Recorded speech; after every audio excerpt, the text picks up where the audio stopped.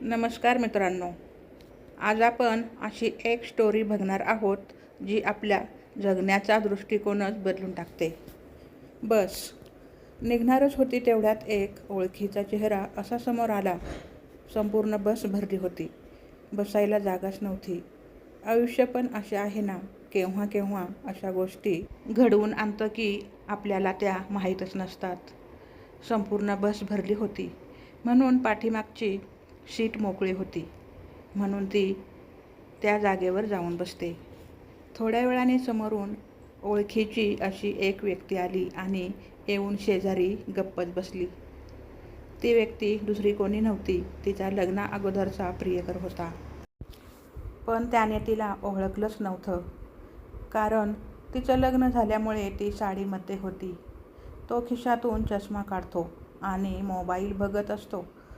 ती त्याच्याकडे बघतच असते. अजूनसुद्धा तो तसाच होता, पहिल्यासारखाच. त्याला चष्मा लागला होता, पण त्याचे केस एकसुद्धा पिकलेले नव्हते.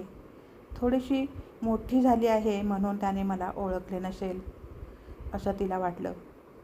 ती खूप उदास होते. तिला वाईट वाटतं की ज्याच्यावर आपण एवढं मनापासून प्रेम केलं, आत्तापर्यंत ज्याला विसरूही शकले नाही, ज्याच्या आठवणीने आजही माझे डोळे भरून येतात. पण त्याने मला ओळखलंच नाही. मान्य आहे की त्याचेही लग्न झाले आहे आणि माझेही लग्न झाले आहे, म्हणून कोणी असं लगेच कुणाला विसरून जातं का? त्याला माझी आठवण येत नसेल का? असे अनेक प्रश्न तिच्या मनात येतात. बराच वेळ झाला तरी त्याचं लक्ष तिच्याकडे जातच नाही. तिच्या डोळ्यासमोर जुन्या आठवणी ताज्या होतात. दोघेजण एका कॉलेजच्या फोन किट ऑन मध्ये अशा प्रकारे भेटले होते की दोघांची एकमेकांना धडक झाल्यामुळे खूप भांडण झाले होते. दोघेजण एकमेकांचे पक्के दुश्मन झाले होते. जेव्हा जेव्हा कॉलेजमध्ये फोन किट ऑन असायचे तेव्हा तर आणखी जास्तच भांडण व्हायचं. असेच बरेच दिवस जातात आणि अनुआई फिनकटॉन जवळ येते. दोघे पण डान्समध्ये भाग घेतात. तिला त्याला काहीही करून डान्समध्ये हरवायचं असतं म्हणून जोराची प्रॅक्टिस तिची चालू असते. तर दुसरीकडे त्याला तिचे सर्वांसमोर हसू करायचे असते म्हणून तो तिला डान्स करताना स्टेजवर पाय घसरून पाडण्याची तयारी करतो. सरतेशेवटी अनुआई फोन किट ऑनचा दिवस येतो. फोन किट ऑन चालू होते. प्रत्येकजण आपली वेगवेगळी अदाकारी सादर करतात. तिचा डान्स सुरू होतो. अतिशय सुंदर डान्स ती करत होती. तो पाठीमागून हळूच येतो आणि तिच्या पायांमध्ये कॉईन टाकतो. कॉईनवरून तिचा पाय घसरून ती स्टेजवर पडते. सगळेजण तिला हसू लागतात.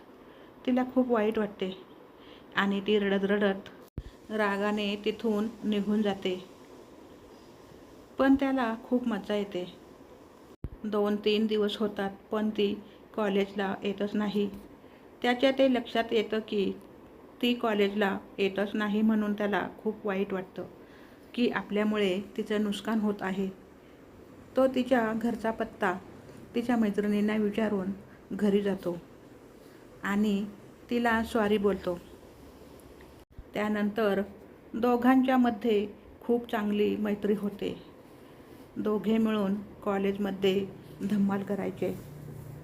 दोघांना समजतच नाही की केव्हा ते एकमेकांच्या प्रेमात पडले. दोघांचे एकमेकांवर खूप प्रेम होते.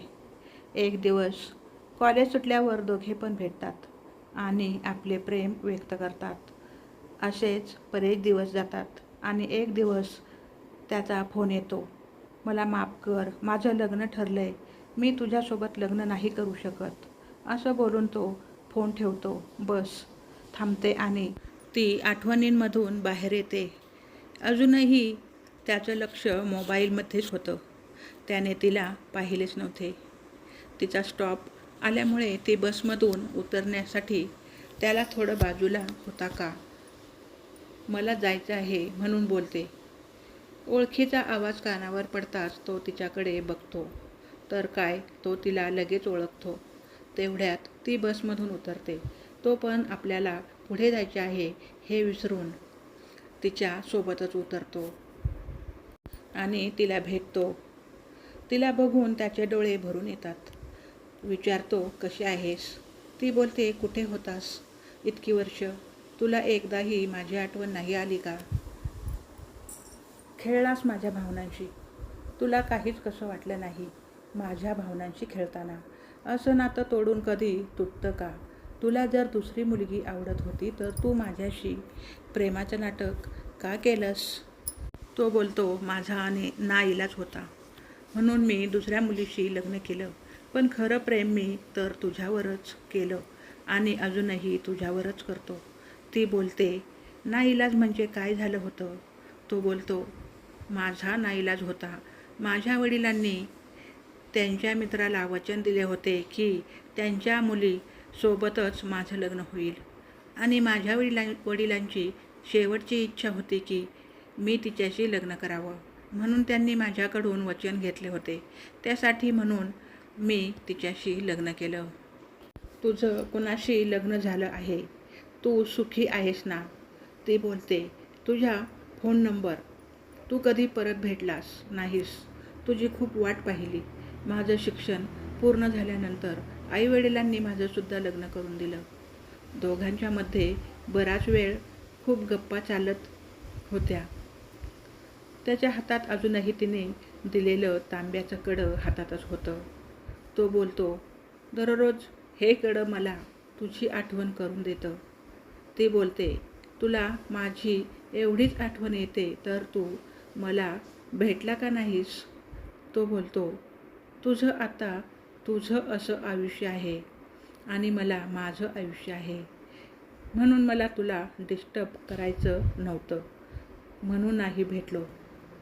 जीवनातील असा एक क्षण होता तो की ती मरेपर्यंत विसरू शकत नव्हती. तो तिला सुरक्षित घरापर्यंत बाहेरूनच सोडून जातो. परत त्या दोघांच्या मध्ये कधीच बोलणं होत नाही कारण त्या दोघांनी एकमेकांचा नंबरच घेतला नव्हता. आजही तिला त्याची आठवण येते. त्याच्या आठवणीने तिचे आजही डोळे भरून येतात. मित्रांनो, कशी वाटते तुम्हाला आजची ही कहाणी? आवडली असेल तर कमेंट करायला विसरू नका. भेटूया पुढच्या कहाणीमध्ये. तोपर्यंत धन्यवाद.